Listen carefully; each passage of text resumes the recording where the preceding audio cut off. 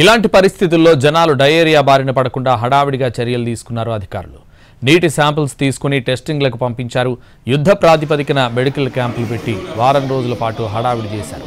కేసులు తగ్గుముఖం పట్టడంతో ఎక్కడికక్కడ సర్దుకున్నారు. మంచినీటి పైప్లైన్లు కూడా చాలా వరకు మరమ్మతులు చేశారు. కానీ కొన్ని ప్రాంతాల్లో పరిస్థితి అలాగే ఉందని అంటున్నారు స్థానికులు. వాన కురిస్తే నిలిచిపోతున్న మురికి నీరు లీకేజీల్లోంచి పైపుల్లోకి వస్తోందని చెప్తున్నారు.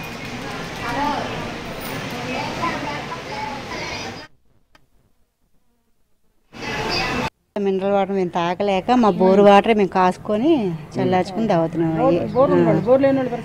మాకంటే బోర్ ఉంది, మోటార్ ఉప్పు నీళ్ళ మోటారు, అది ఇంకా అయ్యే పట్టుకొని తాగుతున్నాం. మినరల్ వాటర్ మాకు అసలు అలవాటు లేదు, అయ్యేం తాగలేకపోతున్నాం. వాసనగాను తెల్లగా వస్తున్నాయి.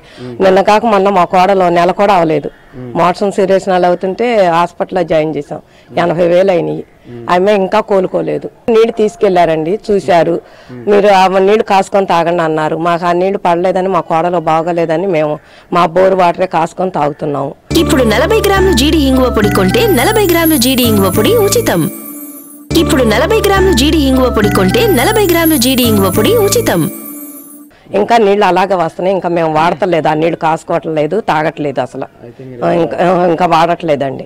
నీళ్లు ఇంకా చూస్తున్నాను, పడుతున్నాను, పట్టినప్పుడు కూడా ఇంకా తెల్లగాను వాసనగానే. సంవత్సరాల తరబడి మెయింటెనెన్స్ లేని పైప్ లైన్లను మార్చలేదని అంటున్నారు విజయవాడ నగర ప్రజలు.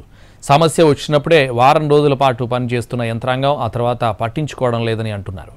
పైనుంచి వచ్చే పైప్ లైన్ను సరిచేయకుండా చిన్న చిన్న మరమ్మతులు చేసి చేతులు దులుపుకుంటున్నారని చెప్తున్నారు. అక్కడక్కడ ట్యాపుల్లోంచి ఇంకా రంగు నీరు వస్తోందని, తమకు ఖచ్చితమైన పరిష్కారం చూపించాలని కోరుతున్నారు. పైప్ లైన్ సరి చేయాల్సింది మెయిన్ ఒక చోట సరి చేసామనుకుంటే ఉపయోగం లేదు. ప్రతి సందు కూడా చెక్ చేయాలి.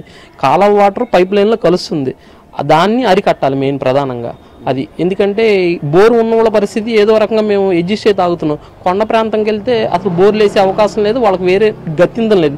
ఇక గతి లేక తాగుతున్నారు. కొంతమంది క్యాన్లు తీసుకెళ్లే పరిస్థితి లేదు. ఎందుకంటే ఒక ఇంటికి వెళ్ళాలంటే కనీసం 250 మెట్లు పైన దాటుకుని వెళ్ళాలి. క్యాన్లు ఏం తీసుకెళ్తారు సార్ వాళ్ళు?